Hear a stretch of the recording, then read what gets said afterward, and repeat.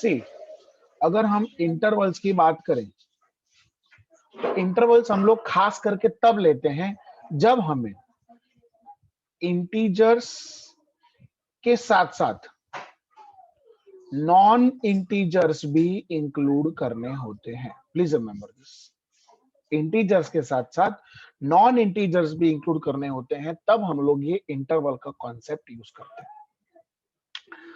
अब इंटरवल चार तरह के होते हैं जो हमने पढ़े हुए हैं लिमिट नाम के चैप्टर में। सबसे पहला होता है ओपन इंटरवल।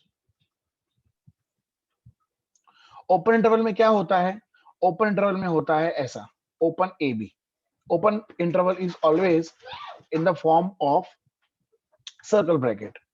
इसका मतलब ये होता है कि हमें ए और बी को इंक्लूड नहीं करना है, लेकिन ए और बी के बीच में जितने भी इंटीजर्स और नॉन इंटीजर्स आते हैं वो सब इंक्लूड करना है, खाली ए और बी को इंक्लूड नहीं करना होता है। Second one is the closed interval. Closed interval में और ओपन इंटरवल में यही डिफरेंस है कि क्लोज्ड इंटरवल में ए और बी इंक्लूड नहीं करना होता है, क्लोज्ड इंटरवल में ए और बी इंक्लूड करना होता है। ध्यान रखना, ओपन में इंक्लूड नहीं करने का ए बी, क्लोज में ए बी इंक्लूड करने का। ठीक है, अब मैं आपसे क्वेश्चन पूछता हूं, उसका आप मेरे को जवाब देना। Can I say that closed interval A B, sorry, not closed interval. Can I say that? Just a minute. Can I say that open interval AB is subset of closed interval AB? क्या मैं ऐसा कह सकता हूँ? Yes, obviously. क्योंकि A और B के सारे एलिमेंट्स इसमें तो आ ही गए, उल्टा इसमें एक्स्ट्रा क्या आया क्लोज इंटरवल में? A और B। ठीक है। The third is open closed interval. Open close interval में क्या होता है? A इंक्लूड नहीं करने का, B इंक्लूड करने का, और दोनों के बीच के नॉन इंटीजर्स तो खरे खरे। And the fourth one is your closed open interval. In closed open interval A include करना है, B इंक्लूड नहीं करना है। ठीक है, सो ये इंटरवल्स में आप ध्यान रखना। ओके, अब मैं आपको सबका सेट नोटेशन एक बार बता दूं कि किस तरह से ये जो इंटरवल है इनके सेट नोटेशंस होते हैं। सबसे पहले मैं बात करता हूं ओपन इंटरवल ए बी। इसका सेट नोटेशन ऐसा होता है x such that a less than x less than b। Closed A B का x such that a less than equals to x less than equals to b। Open A B closed is x such that a less than x less than equals to b, and closed a open b is x such that a less than equals to x less than b. So as you all can notice कि जहां open interval है वहां equal to की sign नहीं है, और जहां close interval है वहां के पे इक्वल टू की साइन है। ठीक है, इसका मतलब a और b के बीच के सारे integers and non integers excluding a and b। इसका मतलब a और b के सारे integers and non integers including a and b। इसमें a और b के सारे बीच के सारे integers and non integers excluding a but including b। इसका मतलब all the integers and non integers between a and b including a but excluding b। बोलो, is this concept clear to everybody? किसी को इसमें कोई डाउट है अभी भी तो please you can ask. Text book में पेज नंबर 15, उसमें we are doing sum number 12। Okay, sum number 12 में क्या लिखा है देखो। The events A1 and A2 of a random experiment are as follows. ठीक है, find the set showing the union એટલે A1 union A2 and A1 intersection A2। तो देखो बेटा, आपको पहले A1 दिया है, please everybody concentrate very carefully. बोलो, what is A1? x such that 0 less than x less than 5. So can I say that A1 is 1 2 3 4? लोचा मार दिया ना, ओपन 0 5 आएगा ना बेटा।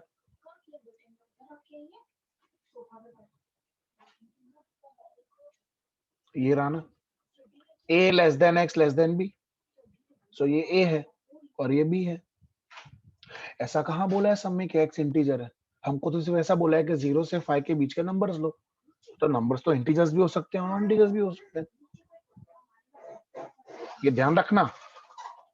तो इसमें 0 से 5 के बीच के सारे इंटीजर्स और नॉन इंटीजर्स लेने हैं, लेकिन 0 और 5 लेना नहीं है क्योंकि ओपन इंटरवल है। अच्छा, 0 से 5 के बीच में कौन से इंटीजर होते हैं जरा बोलना तो मेरे को।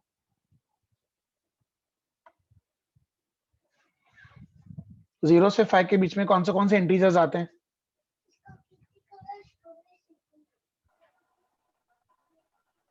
जीरो से 5 के बीच में कौन से इंटीजर्स आते हैं? इनफाइनाइट। अरे इंटीजर्स, इंटीजर्स। 1 2 1 2 3 4। कभी नहीं। हाँ बेटा, इंटीजर्स मतलब जो डेसिमल पॉइंट में नहीं होते हैं, और नॉन इंटीजर्स मतलब जो डेसिमल पॉइंट में होते हैं। क्यों ऐसा कर रहे हो? तो 0 से 5 के बीच में कौन से इंटीजर हुए? 1 हुआ, 2 हुआ, 3 हुआ और 4 हुआ। और नॉन इंटीजर्स कितने हैं? इनफाइनाइट। इनफाइनाइट। नॉन इंटीजर्स तो हमेशा इनफाइनाइट होते हैं। चलिए अब बारी A2 की। बोलो what is A2? x such that -1 less than x less than 3, x is an integer. So बोलो what is A2? 0 1 2। Very good, very good. It is 0 1 2. अब इसमें इंटरवल नहीं आएगा क्योंकि उन्होंने हमको बोल दिया है कि x इंटीजर है। देखो इंटरवल तो तब आता है जब हमें नॉन इंटीजर्स भी लेने होते हैं, क्योंकि नॉन इंटीजर्स हम लोग देख नहीं सकते, they are infinite, but integers are finite. मतलब जो रेंज के बीच में इंटीजर होते हैं they are finite, they are countable. तो -1 से 3 के बीच के इंटीजर्स काउंटेबल है, 0 1 और 2 बात खत्म। अब मुझे इसका यूनियन और इंटरसेक्शन ढूंढना है, ठीक है। चलो पहले मैं ढूंढता हूं इंटरसेक्शन। Everybody please concentrate. बोलो इंटरसेक्शन मतलब, इंटरसेक्शन मतलब X such that x belongs to A and A1 and A2 both। इसका मतलब जो A1 में भी है और A2 में भी है। अब मैं आपसे एक सवाल पूछता हूं, A1 में क्या है? A1 में क्या है? Integers and non integers. Very good. A1 में 0 से 5 के बीच के इंटीजर्स भी हैं और नॉन इंटीजर्स भी हैं। अच्छा, A2 में क्या है? सिर्फ इंटीजर्स। सिर्फ इंटीजर्स है। तो इसका मतलब A1 और A2 में कॉमन क्या होगा? सिर्फ इंटीजर्स कॉमन होंगे, क्योंकि इसमें इंटीजर्स भी हैं, नॉन इंटीजर्स भी हैं, अगर हम इसकी बात करें तो। और इसमें सिर्फ इंटीजर्स हैं, तो दोनों में कॉमन क्या हुए? इंटीजर्स। Very good. अब बताओ कौन से इंटीजर कॉमन है? 1 and 2। Very good, 1 and 2। 0 नहीं है, 0 A1 में नहीं है बिकॉज इट इज ओपन 0। 0 कौन सा इंटरवल है? ओपन, मतलब 0 इंक्लूड नहीं करना, तो 0 आएगा ही नहीं।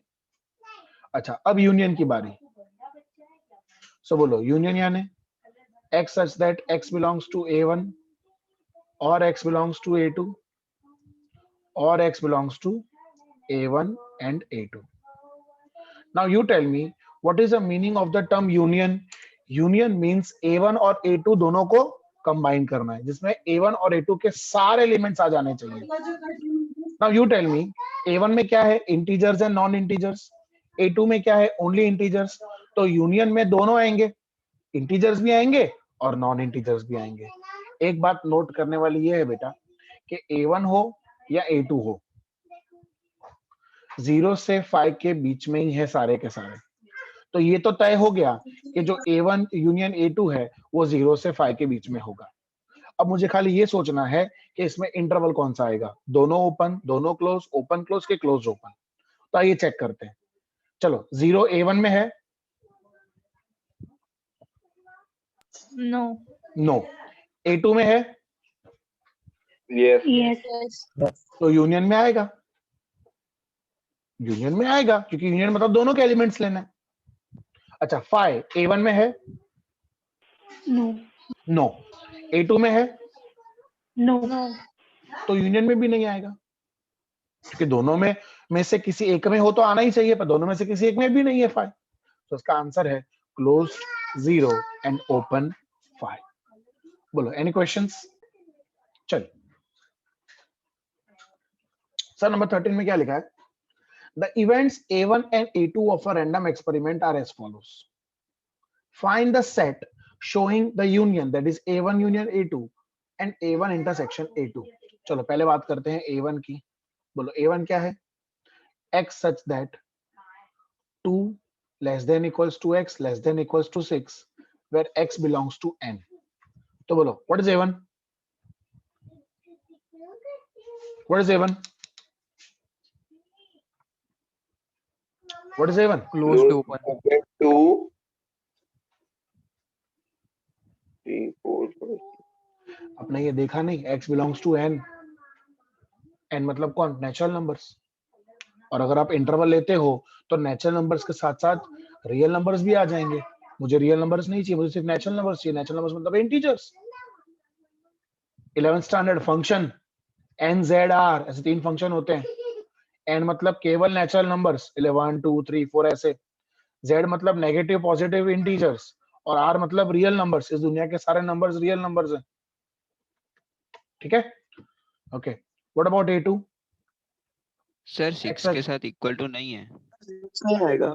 ओह I am sorry, my mistake.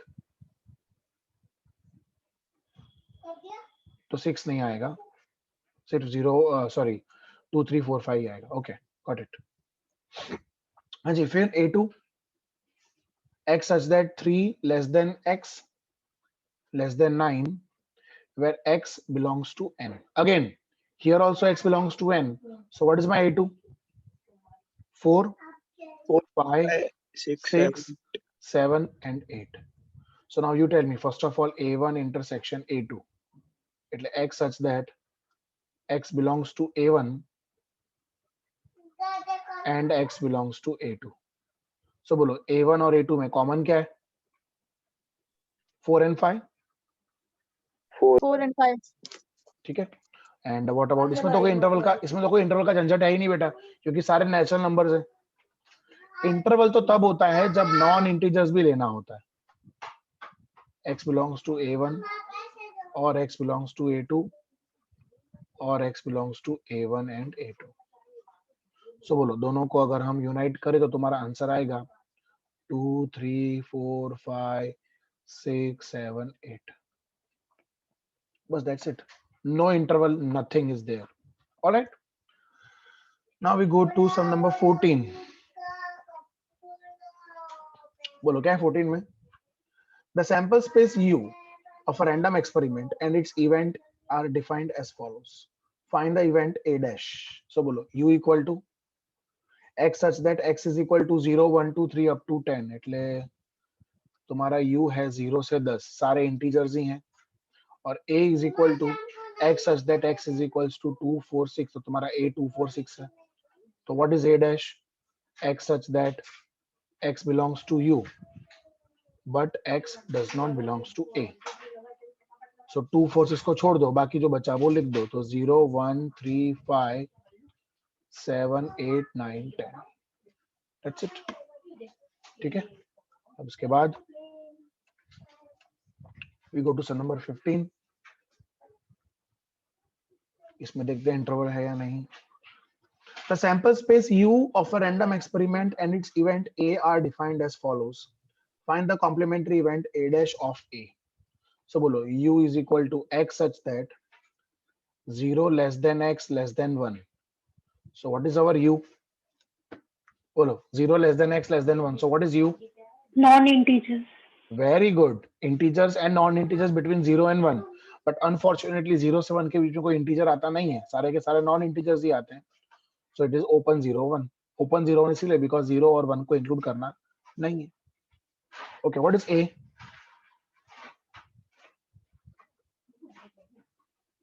Half less than equals to x less than 1. So बोलो what is A? Half less than equals to x less than 1, बोलो। So what is A? Close, open.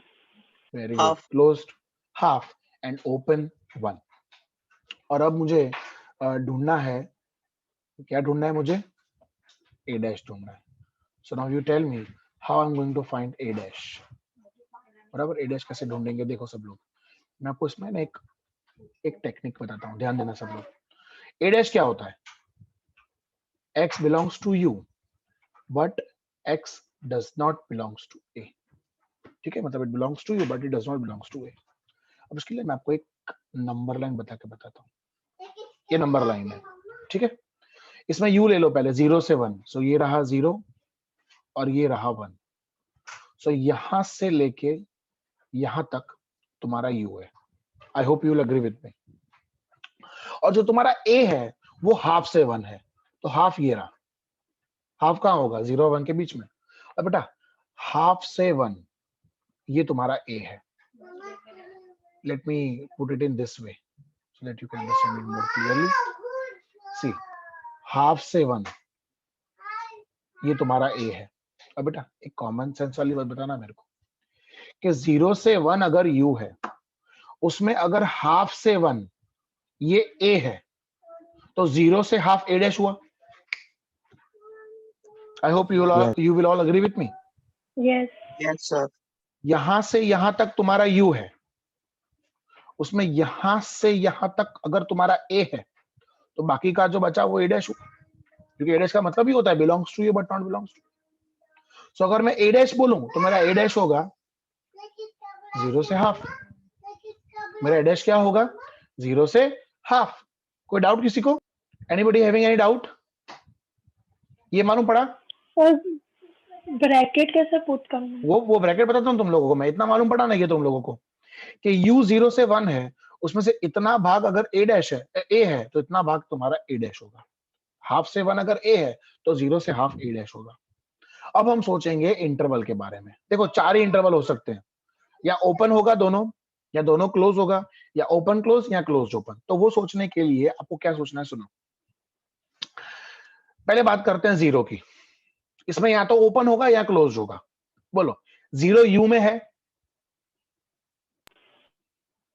ना, तो a dash में आएगा. Open No. आएगा ना. Sir दोनों. मेरा सवाल क्या है पहले सुनो. 0 u में है? नहीं है. नहीं है तो वो a डैश में आएगा? नहीं आएगा. जो u में ही नहीं है वो a डैश में कहां से आ सकता है? तो ये ओपन. अच्छा हाफ u में है?